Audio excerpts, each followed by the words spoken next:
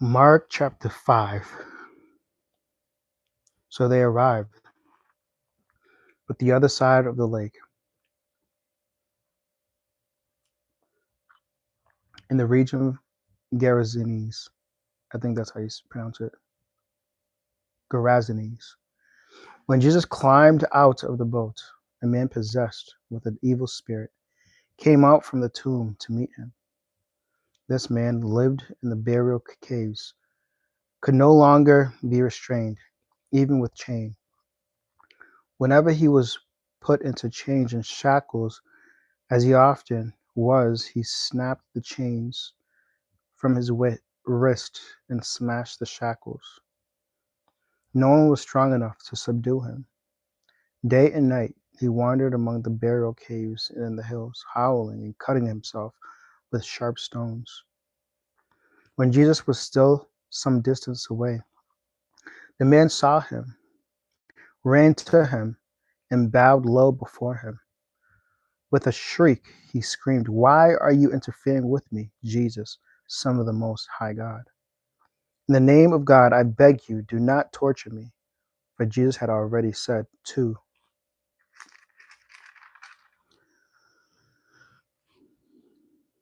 the spirit, "Come out of the man, you evil spirit." Then Jesus demanded, "What is your name?" And he replied, "My name is Legion, because there are many of us inside of this man." Then the evil spirit begged him again and again not to send them to a distant place. There happened to be a large herd of pigs feeding on a hillside nearby. "Send us into those pigs," the spirit begged. "Let us enter them." So Jesus gave them permission. The evil spirit came out of the man and entered the pigs. And the entire herd of about 2,000 pigs plunged down the steep hillside into the lake and drowned into the water. The herdsmen fled to the nearby town and the surrounding countryside, spreading the news as they ran. People rushed out to see what had happened. The crowd soon gathered around Jesus, and they saw the man who had been possessed by the legion of demons. He was sitting there, fully clothed and perfectly sane, and they were all afraid. Then those who had seen what had happened told the others about the demon-possessed man and the pigs. And the crowds began pleading with Jesus to go away and leave them alone. And Jesus was getting into the boat. The man who had been demon-possessed begged to go with him, but Jesus said, "No, go home to your family and tell them everything the Lord had done for you and how merciful he has been." So the man started off to visit the 10 towns of that region and began to proclaim the great things Jesus had done for him. And everyone was amazed at what he told them. Jesus heals in response to faith. Jesus got into the boat again and went back to the other side of the lake, where a large crowd gathered around him on the shore. Then a leader of a local synagogue, whose name was Jairus, arrived. When he saw Jesus, he fell at his feet, pleading fervently with him. "My little daughter is dying," he said. "Please come and lay your hands on her. Heal her so she can live." Jesus went with him, and all the people followed, crowding around him. A woman in the crowd had suffered for 12 years with constant bleeding. She had suffered a great deal with many doctors, and over the years she had spent everything she had to pay them, but she had gotten no better. In fact, she had gotten worse. She had heard about Jesus, so she came up behind him through the crowd and touched his robe. For she thought to herself, if I can touch his robe, I will be healed. And immediately the bleeding stopped, and she could feel in her body that she had been healed of a terrible condition. Thanks for joining. And Jesus realized at once that healing power had gone out from him. So he turned around in the crowd and asked, who touched my robe?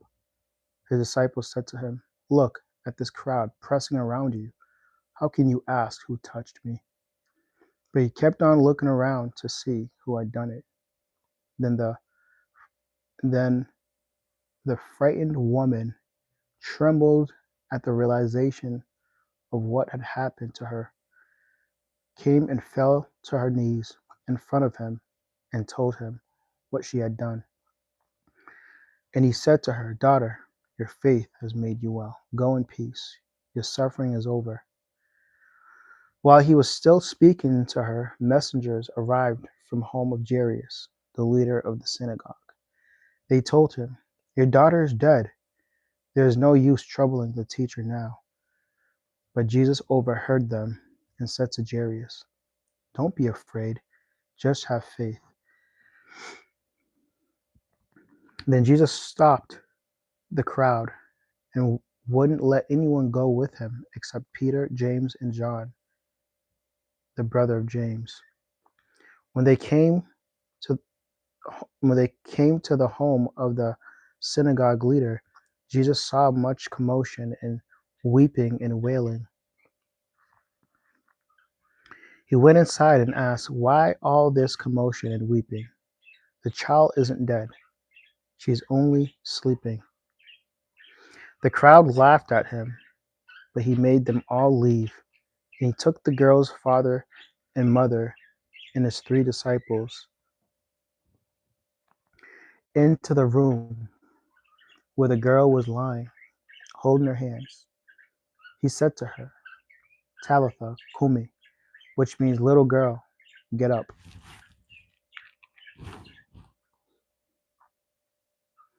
And the girl, who was 12 years old, immediately stood up and walked around.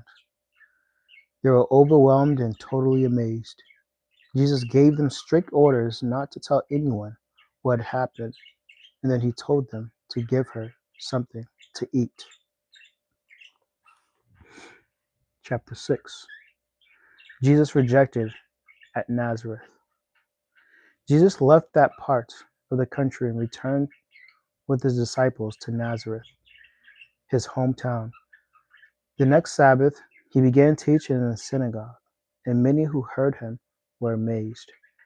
They asked, where did he get all this wisdom and the power to perform such miracles? Then they scoffed. He's just a carpenter, the son of Mary, and the brother of James, Joseph, Judas, and Simon, and his sister live right here among us. They were deeply offended and refused to believe in him. Then Jesus told them, a prophet is honored everywhere except in his own hometown and among his relatives and his own family. And because of their unbelief, he couldn't do any miracles among them except to place his hands on a few sick people and heal them. And he was amazed at their unbelief.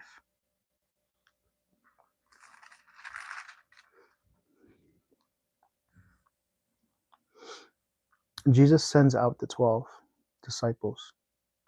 Then Jesus went from village to village, teaching the people.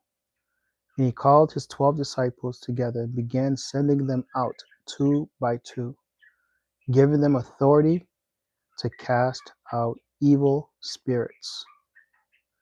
He told them to take nothing for their journey except a walking stick, no food, no traveler's bag, no money. He allowed them to wear sandals, but not to take a change of clothes. Everywhere we go, he said, stay in the same house until you leave town. But if any place refuses to welcome you or listen to you, shake its dust from your feet as you leave to show that you have abandoned those people to their fate." So the disciples went out, telling everyone they met to repent of their sins and turn to God. And they cast out many demons and healed many sick people, anointing them with olive oil. The death of John the Baptist. Herod Antipas, the king, soon heard about Jesus because everyone was talking about him. Some were saying, "This must be John the Baptist raised from the dead. This is why he can do such miracles." Others said, "He's the prophet Elijah." Still others said, "He's a prophet like the other great prophets of the past." When Herod heard about Jesus, he said, "John, the man I beheaded, has come back from the dead." For Herod had sent soldiers to arrest and imprison John as a favor to Herodias. She had been his brother Philip's wife, but Herod had married her. John had been telling Herod, "It is against God's law for you to marry your brother's wife." So Herodias bore a grudge against John and wanted to kill him. But without Herod's approval, she was powerless, for Herod respected John. And knowing that he was a good and holy man, he protected him. Herod was greatly disturbed whenever he talked with John, but even so, he liked to listen to him. Herodias' chance finally came on Herod's birthday. He gave a party for his high government officials, army officers, and the leading citizens of Galilee. Then his daughter, also named Herodias, came in and performed a dance that greatly pleased Herod and his guest. "Ask me for anything you want," the king said to the girl, "and I will give it to you." He even vowed, "I will give you whatever you ask, up to half my kingdom." She went out and asked her mother, "What should I ask for?" Her mother told her, "Ask for the head of John the Baptist." So the girl hurried back to the king and told him, "I want the head of John the Baptist right now on a tray." Then the king deeply regretted what he had said, but because of the vows he had made in front of his guest, he wouldn't refuse her. So he immediately sent an executioner to the person to the prison to cut off John's head and bring it to him. The soldier beheaded John in the prison, brought his head on a tray, and gave it to the girl, who took it to her mother. When John's disciples heard what had happened, they came to get his body and buried it in a tomb. Jesus feeds 5,000. The apostles returned to Jesus from their ministry tour and told him all they had done and taught. Then Jesus said, "Let's go off by ourselves to a quiet place and rest a while." He said this because there were so many people coming and going that Jesus and his apostles didn't even have time to eat. So they left the boat for a quiet place where they could be alone. But many people recognized them and saw them leaving. And people from many towns ran ahead along the shore and got there ahead of them. Jesus saw the huge crowd as he stepped from the boat, and he had compassion on them because they were like sheep without a shepherd. So he began teaching them many things. Late in the afternoon, the disciples came to him and said, "This is a remote place, and it's already getting late. Send the crowds away so they can go to the nearby farms and villages and buy something to eat." But Jesus said, "You feed them." "With what?" they asked. We'd have to work for months to eat. We'd have to work for months to earn enough money to buy food for all these people. "How much bread do you have?" he asked. "Go and find out." They came back and reported, "We have 5 loaves of bread and 2 fish." Then Jesus told the disciples to have the people sit down in the group on the green grass. So they sat down in the group of 50 or 100. Jesus took the 5 loaves and 2 fish, looked up towards heaven, and blessed them. Then, breaking the loaves into pieces, he kept giving the bread to the disciples so they could distribute it to the people. He also divided the fish for everyone to share. They all ate as much as they wanted. And afterward, the disciples picked up 12 baskets of leftover bread and fish. A total of 5,000 men and their families were fed. Jesus walks on water. Immediately after this, Jesus insisted that his disciples get back into the boat and head across the lake to Bethsaida. While he sent the people home, after telling everyone goodbye, he went up into the hill by himself to pray. Late that night, the disciples were in their boat in the middle of the lake, and Jesus was alone.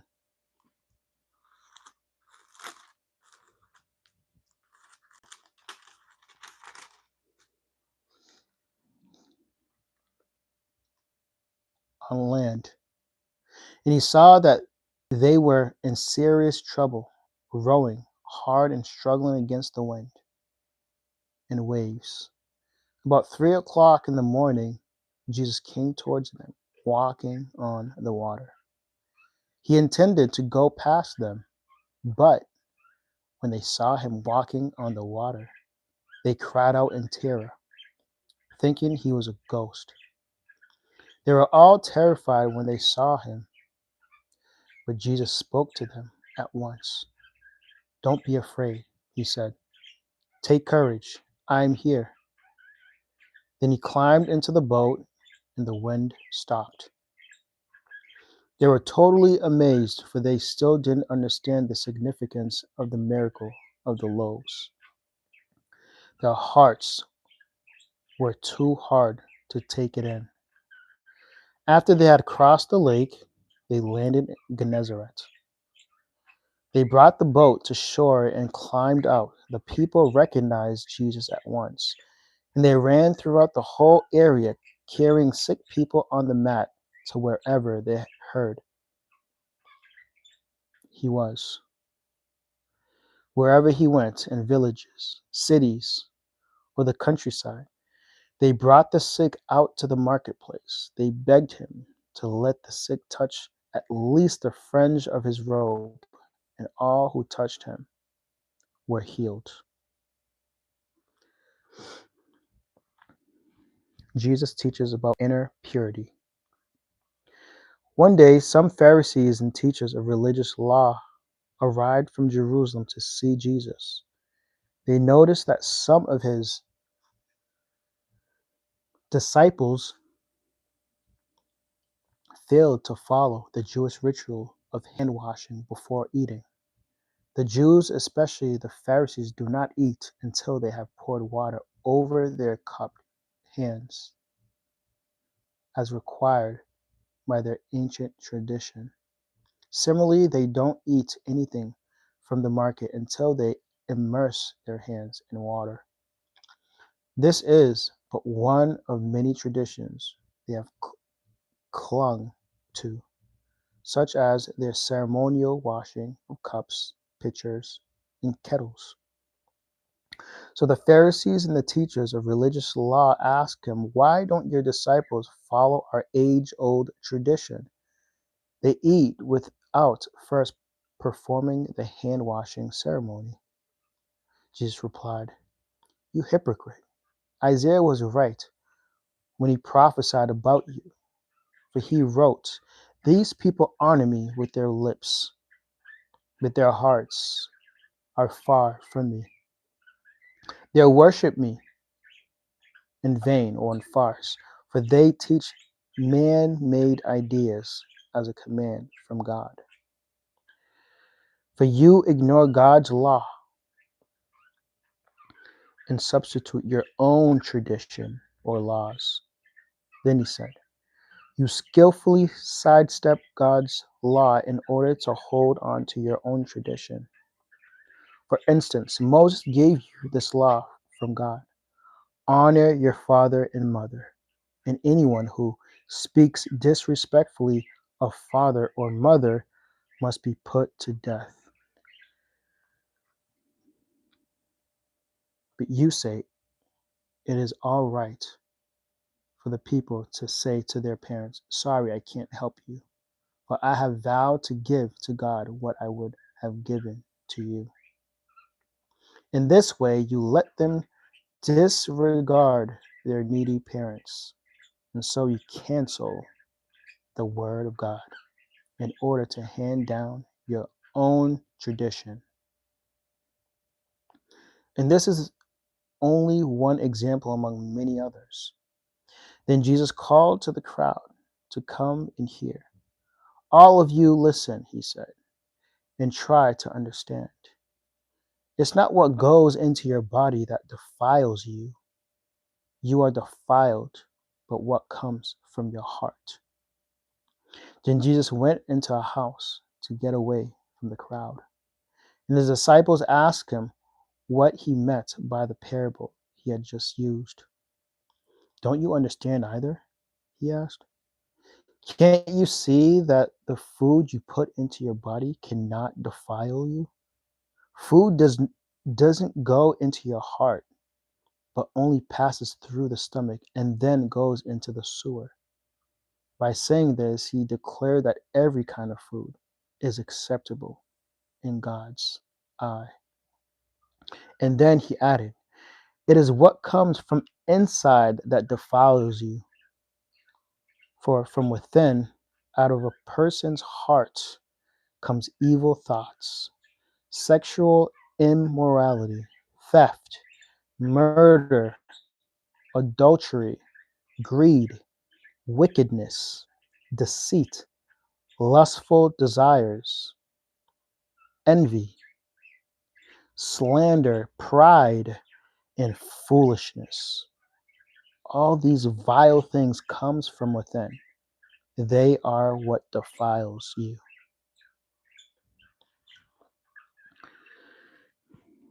Thanks for joining, guys.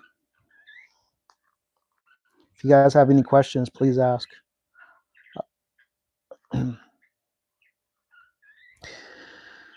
The faith of a Gentile woman. Then Jesus left Galilee and went north to the region of Tyre.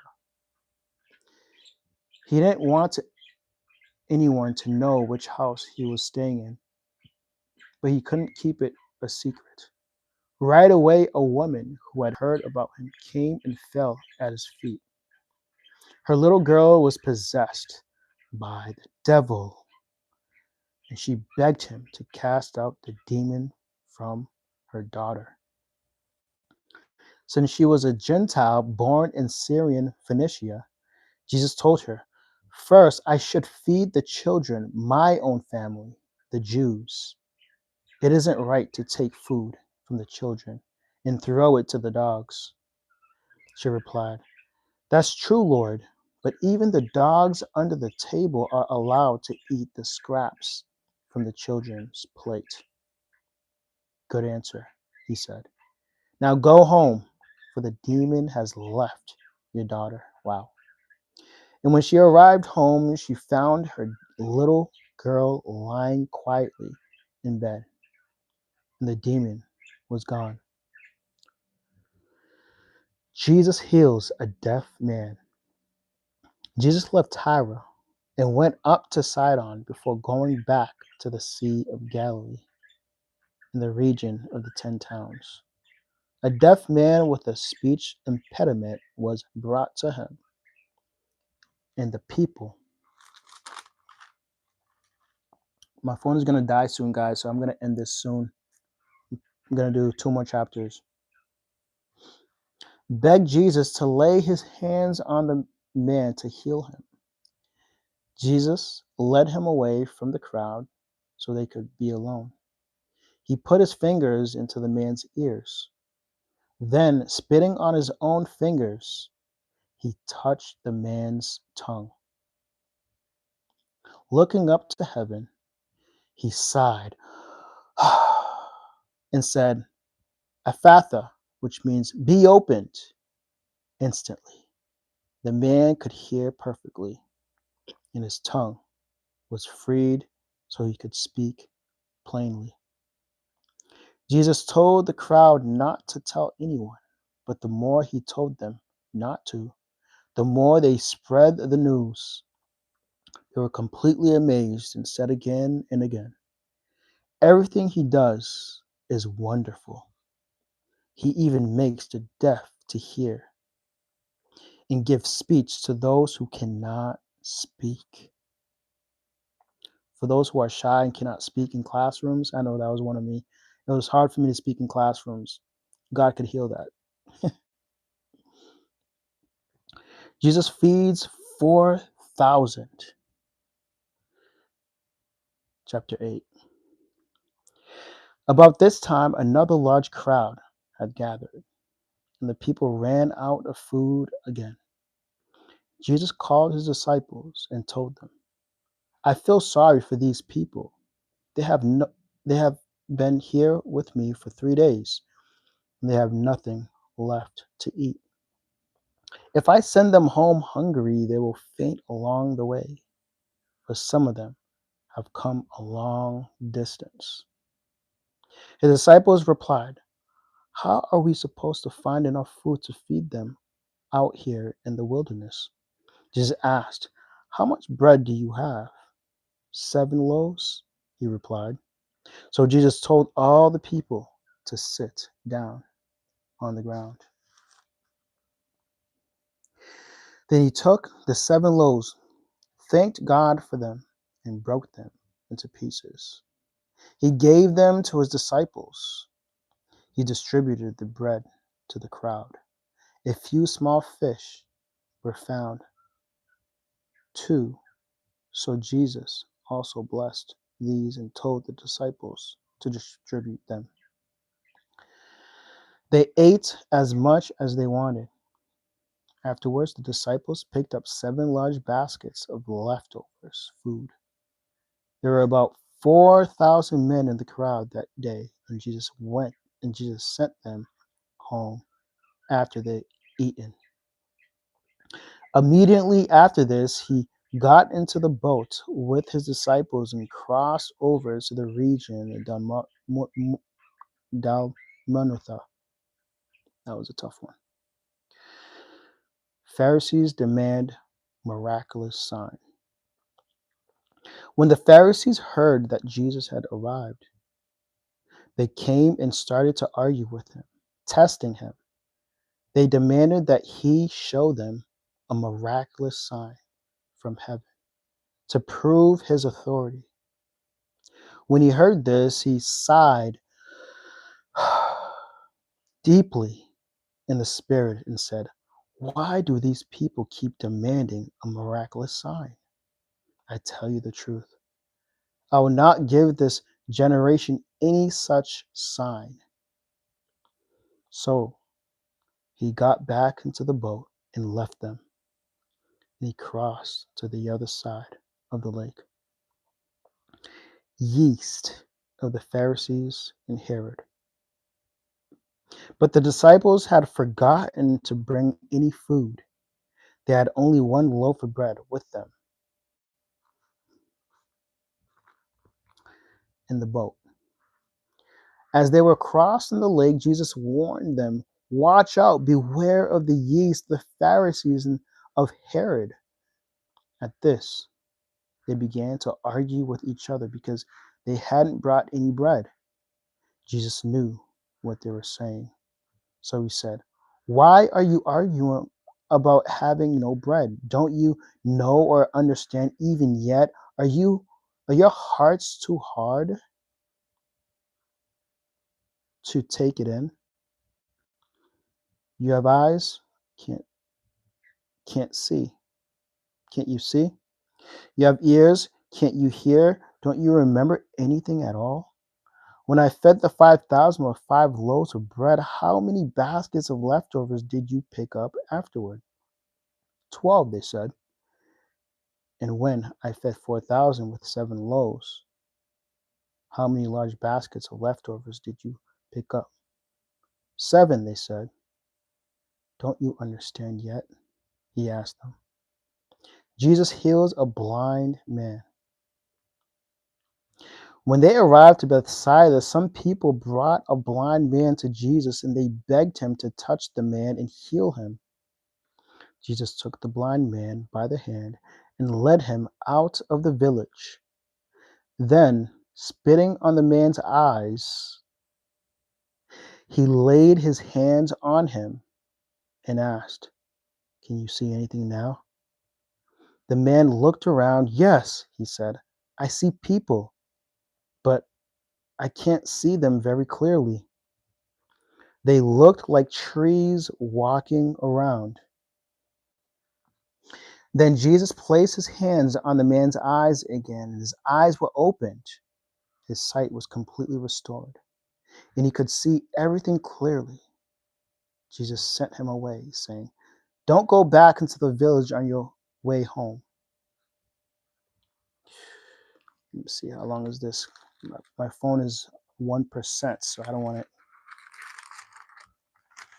Okay, guys, I'm going to end right here, guys, but I will be back prayerfully later today, tonight, or tomorrow. Thanks for watching. Don't forget to subscribe. Peace.